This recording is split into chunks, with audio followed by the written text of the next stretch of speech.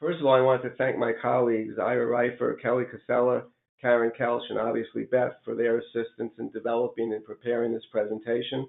I want to point out that PENTegra cannot give any legal or tax advice, so any views that are shared here are the views of mine and not PENTegra.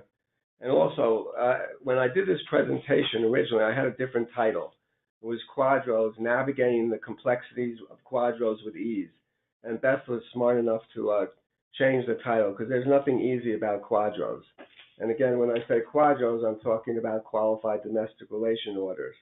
So whether or not you're basically representing a participant or an alternate payee, whether you're drafting a QDRO, whether you're the administrator with a fiduciary responsibility to review the QDRO and approve or disapprove the QDRO, it's very complicated and you have to be very careful with this. Now, Beth has indicated that this is a 30-minute presentation. There's a lot of material to cover. I'm going to go rather quickly in light of that time frame. I can certainly stay on after the fact if anyone would like to stay on, because at the end I want to offer some practical tips. But in any event, the course objective is basically to review the QDRO rules, to explain the administrative review process and plan administrative procedures, to talk about the different types of QDROs, meaning shared versus separate interest QDROs, and as I said, to give some real-world examples and some of the things that we've experienced at PENTegra.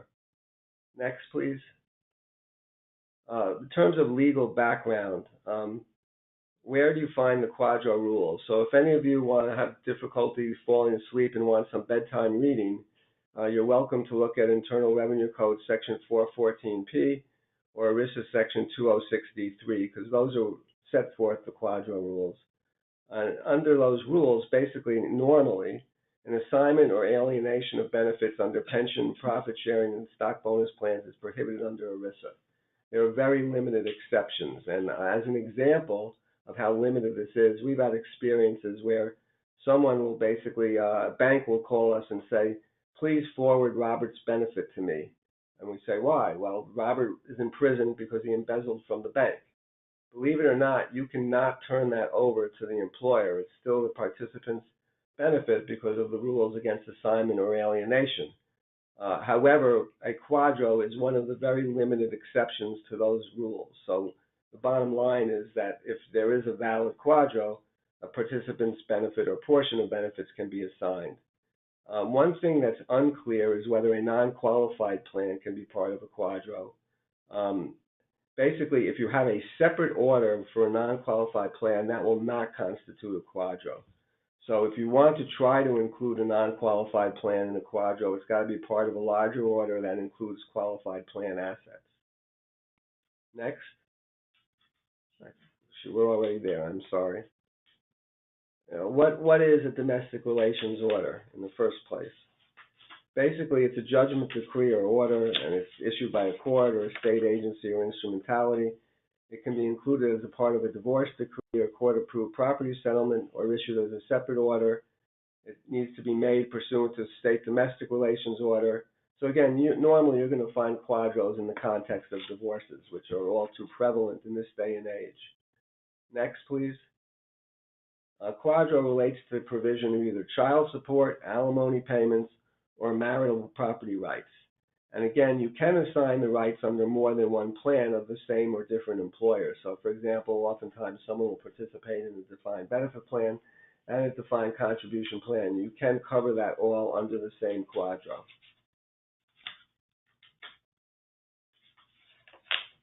There's no requirement, if we can move to the next slide, please. There's no requirement that both parties to a marital proceeding sign or endorse or approve an order. And again, just because parties sign an order does not make that the settlement of a domestic relations order. A plan could be brought into state court or made a party to a domestic relations proceeding for an order that's issued in that proceeding to be a domestic relations order or a QDRO. And again, plans are not permitted to follow terms of domestic relations orders unless they're QDROs. You can't assign anything. It has to be a qualified order. So what is a qualified domestic relations order? It's an order that creates or recognizes the existence of an alternate payee's right to receive or assigns an alternate payee the right to receive a portion of the participant's benefits. And again, it has to meet certain requirements, and we'll get to that. So again, normally we're going to talk about an alternate payee being an ex-spouse of a participant. So who can be an alternate payee? It cannot be anyone other than a spouse, former spouse, child, or other dependent. Now that sounds rather simple, but in this day and age we have issues such as same-sex marriages that are basically recognized. What about a domestic partner? If the domestic partner is treated as a spouse or dependent under state law, then they can be an alternate payee. So again, there are even complexities involved with who can be an alternate payee. If the alternate payee is a minor or legally incompetent, that an order can require payment to someone with legal responsibility. Who needs a QDRO? Basically, the participant or alternate payee who wants the alternate payee to receive a part of a pension or 401k as a property settlement, alimony, or for child support, you have to have a qualified domestic relations order. You also, in some limited instances, will have state agencies who are seeking to enforce an alimony or child support order, and again, they'll notify the plan, and many plans will just jump and pay them. You can't do it without a qualified domestic relations order. So again, in saying what is a QDRO, there are very specific rules as to what a QDRO must contain. It must contain the name and last known mailing address of the participant or the alternate payee. It has to contain a lot of other additional information, such as the dollar amount or percentage of benefit to be paid by the plan to each alternate payee, the determination of any benefit calculation, the number of payments or time period to which the order applies, the name of each plan to which the order applies. And again, we get situations where we get orders and the names of the plan is wrong. We send it back because that does not constitute a valid QDRO, notwithstanding that last bullet, which says a misstated plan name or mistake in the name of a participant or alternate payee should not disqualify an order if a plan is aware of the correct information. But again, what we would do is get back to the drafter and tell them to change it and make it clean. Additional requirements. A QDRO cannot require any form of benefit or option that's not otherwise provided under the plan. You can't expand what a plan would provide. A payment to the alternate payee must satisfy 401A9 regarding timing and duration of benefits. Well, what is Code Section 401A9? That's the minimum distribution requirements. Now, interestingly enough, when you have a valid QDRO and you're talking about payments to the alternate payee, the commencement date of any minimum required contribution is dictated by the participant's age, not the alternate payee's age. And that's what dictates the commencement date. But once benefits commence, and you're looking at the alternate payee's benefit, you look at the alternate payee's life expectancy in determining the minimum required contribution. So again, it's the participant's age that determines the commencement date. For the alternate payee's benefit, it's basically their life expectancy in quantifying that. A QDRO also may permit the alternate payee to additional types of, can't do that. And you cannot have a joint and survivor annuity for an alternate payee and a new spouse, and many times the participant might be remarried. Well, there can't be, or the alternate payee might be remarried. You can't have a joint and survivor annuity for the alternate payee and the new spouse. You can't provide for payment of increased benefits. You can't get more than what the participant would have gotten if there's no order. And basically cannot require payment of benefits that were previously awarded to another alternate payee for those who are unfortunate enough to have had to gone through this more than one time. Now, a QDRO is not required to, but can provide for payment before a participant separates from service after the earliest retirement age. And we'll get to what the earliest retirement age means in a minute. What can a QDRO require? It can require payment before the earliest retirement age, only if that's permitted under the plan. It can require a former spouse to be treated as a spouse for QGSA and QIPSA and other death benefits, subject to the 1-year marriage requirement if it's applicable. It can require payment at a time when payment would otherwise be prohibited by 401A or 401K. In other words, when the participant is still employed, the alternate payee could commence benefits. And it can require payment to a state agency for the benefit of the alternate payee. And again, a QDRO can be issued without regard to the existence of a divorce proceeding. There does not have to be a divorce proceeding. I don't know if everyone can see it. We've lost it on our screen, so we're going to try to get IT involved. But I will continue on in the interest of time because I want to leave time for questions. I mentioned before earliest retirement age. So what is the earliest retirement age? Earliest retirement age for when payments can begin means the earlier of the date participant is entitled to a distribution, for example, on separation from service, or the later of participant's age 50, or the earliest date the participant could begin receiving the benefit if separated. And again, when we get back to the slides, you'll see that. So again, it's the earlier of two things. One is the date the participant is entitled to a distribution, and the second component is the later of age 50 or the earliest date the participant could begin receiving the benefit of separated. So as an example, if you have a 401k plan, make believe an employee terminates at age 40. The earliest retirement age would be 40 because that's the earlier of 40 when the person terminated employment, or the later of, which will be 50. So in that scenario, it's going to be 40 if the employee terminated at age 40. If the employee terminates at age 60, in that example, the earliest retirement age will be 60 because basically the first component is the earlier of 60 or the later of 50 or the earliest date the participant could receive the benefit if separated. Didn't separate till 60. So it would be 60 under that example. So that's a quick synopsis of the earliest retirement age.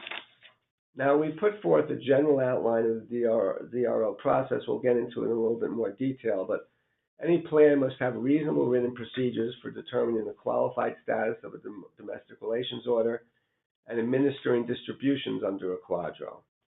Typically, the administrator will receive the domestic relations order, will notify the participant and alternate payee of the receipt of the order, will provide a copy of any procedures to the alternate payee and participant, and then ultimately determine does that domestic relations order constitute a QDRO. Now, during the determination process, normally you'll maintain separate accounts for amounts that are payable to the alternate payee. That can be up to an 18-month period, and we'll get to that.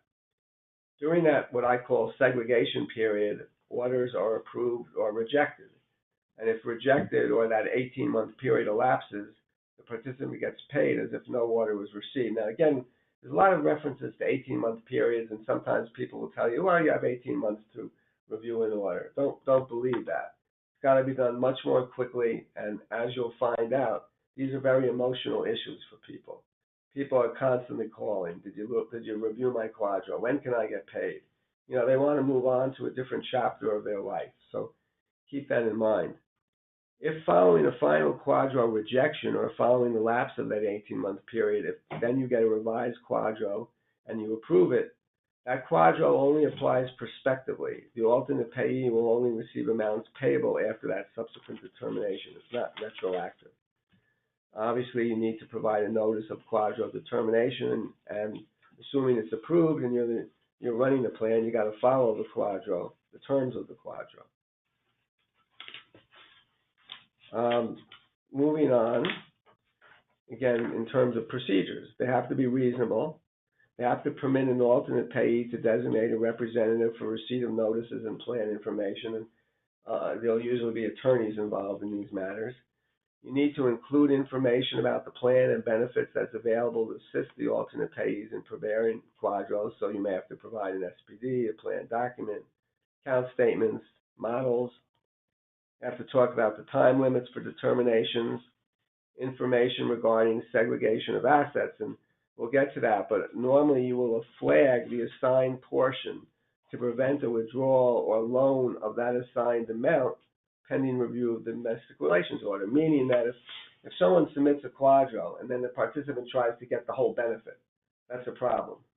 You normally need to put a flag on the amount that would be awarded to the alternate payee if qualified pending the determination. Now, keep in mind, basically, that the participant can continue to take a withdrawal or loan of the non-assigned portion. That's not on hold.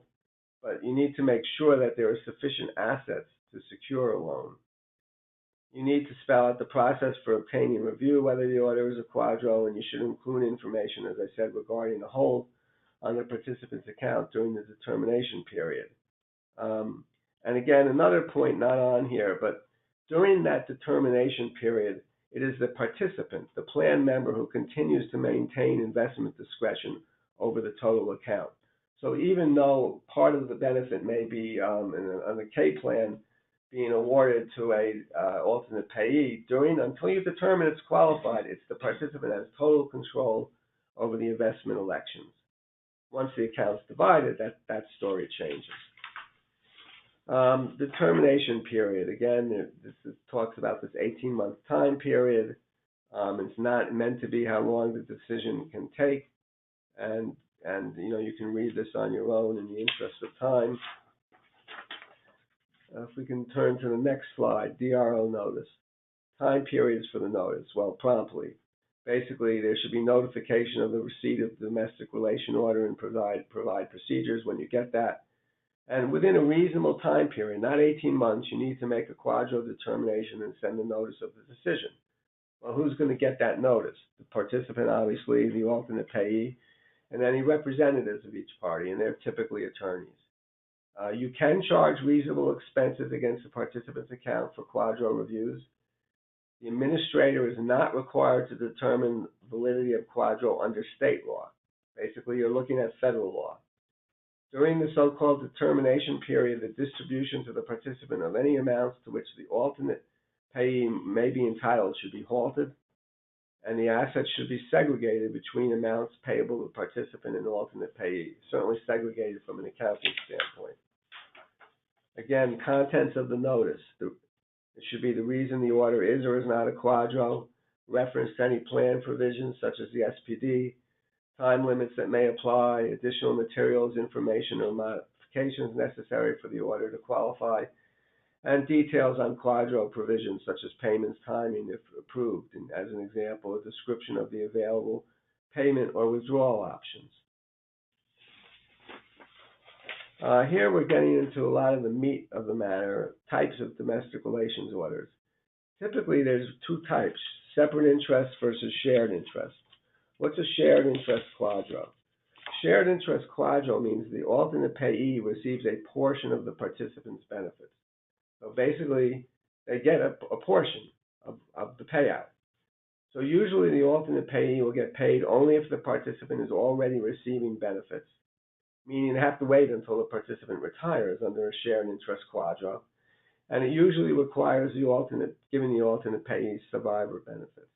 Now, our experience is that there were very few shared interest QDROs. Almost every QDRO is a separate interest QDRO. And again, there are reasons for that. If you have a shared interest QDRO, again, as I said, the alternate payee has to wait until the participant retires. And on a shared interest QDRO, the alternate payee may not receive anything if the alternate payee dies before the participant elects to receive benefits. So the alternate payee could easily be out of luck under a shared interest QDRO. Now, again, there are some reasons for doing a shared interest QDRO. They're very limited. Some DC plans have unusual investment structures that make division difficult. Some defined contribution plans also pay the participant on a periodic payment structure, which may make some logic behind a shared interest QDRO in a DC plan. And there's also isolated situations under a DB plan where you could make an argument that a shared interest QDRO makes sense. Basically, if the alternate payee is terminally ill, they're very isolated scenarios. So basically, in our experience, as I said, separate interest QDROs are typically what is done. They're easier to administer. However, separate interest QDROs are not allowed under governmental plans. So if any of you deal with governmental plans, that's another instance in which you could have a shared interest QDRO. So what is a separate interest QDRO? There's a new separate account created for the alternate payee. It's not tied into when benefits are taking a portion of the benefits of the participant. It may be a percentage of the participant's benefits or a set dollar amount. Under a DB plan, separate payments adjust for the alternate payee's life expectancy. There's payment regardless of whether the participant is working or retired. There's a freedom to elect the payment method under the plan, and it's usually paid until death of the alternate payee, but may include survivor benefits. That's a very quick description of the differences between separate and shared interest QDROs, but I think you'll find most QDROs are separate interest, and they're a lot easier to administer. Timing of the QDRO. Again, a QDRO is not required to issue before a participant's death, before divorce, before the participant's annuity starting date. A new QDRO can be issued that revises another QDRO, just so you know that.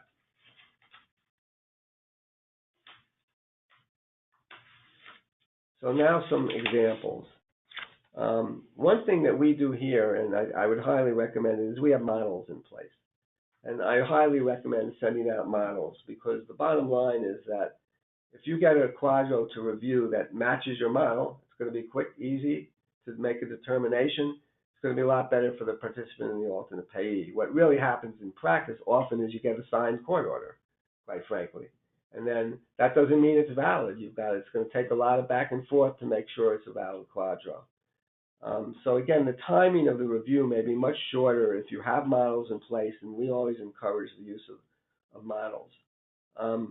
Basically, you should not honor a domestic relations order as a QDRO unless it is a court-certified document, signed by the judge and or basically officially stamped by the clerk of the court. That's important in terms of making sure it's a QDRO.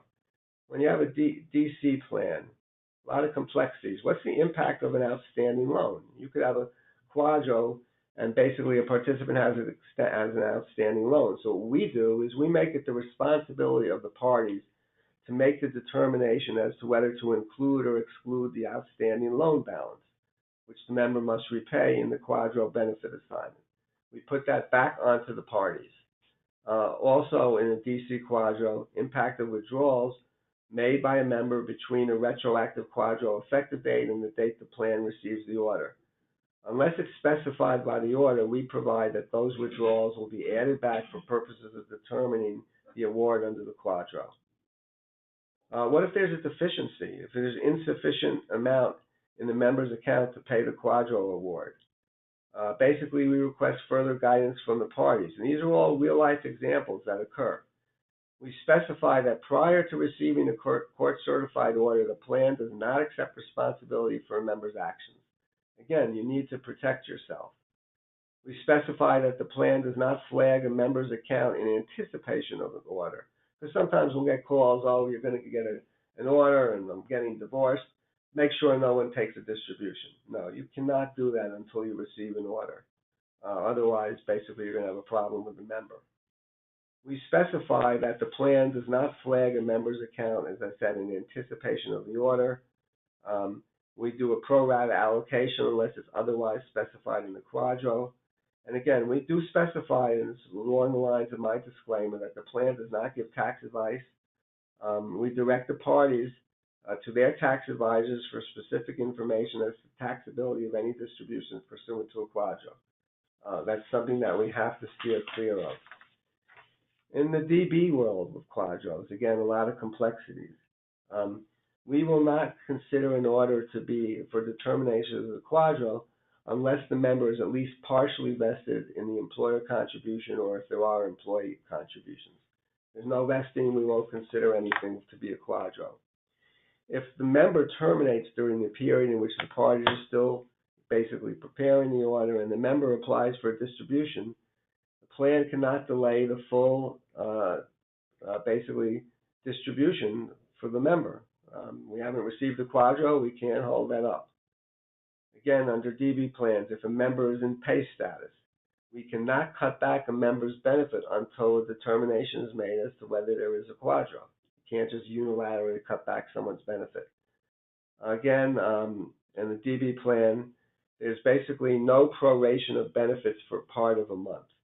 So what I mean by that, if a QDRO effective date is mid-month, it's got to specify whether basically you include or exclude that month in which the QDRO award is being made. So they have to specify all that. What are examples of defects in a QDRO? Basically, you can have a QDRO which provides for a benefit as a lump sum, but the plan doesn't permit lump sum. So as I mentioned earlier, you cannot have a QDRO that expands what you could have otherwise done under the plan. And again, basically, what we'll always provide is specify that notwithstanding any comments or suggested language proffered by the plan, whether orally or in writing, basically the context and stipulations of the final court certified order will govern. So you want to administer a QDRO in accordance with its terms. Now, I did this very quickly to try to come within the 30-minute timeline, so I succeeded, and I did go through that very quickly. I apologize for the little technology glitch, but be happy to take any questions if there are any. And as Beth said, feel free to email her any questions, and we'll get back to you within time. So again, thanks to everyone for your attention and participation, and hopefully this was somewhat illuminating. Robert, thank you so much. We have one question that's come in. You might have touched on this briefly if you want to go back over it. When should a notice of a QDRO be sent out? Well, it really should be done as promptly as possible. In other words, once you get if you get an order that you're looking to review, you need to send a notice out at that time to the participant, to the alternate payee, and again to their representatives if basically they have any. And again, usually you're going to be in touch with the attorneys. Then obviously once you review that QDRO, as soon as you've made a formal review, you need to get a notice out basically saying yes, it's qualified, no, it's not qualified. If it is not qualified, you need to specify why and give them the opportunity to fix it. All right. Thank you. And thank you so much for hosting today and covering a large amount of material in the short amount of time. We're at the end of our time period. We don't have any more questions at this moment, but again, you'll receive an email tomorrow with my contact information in it. Should you have any more questions, please feel free to send them in. Thank you. Thank you, Robert. Thank you, everyone, for joining us. See you on our next PENTalk.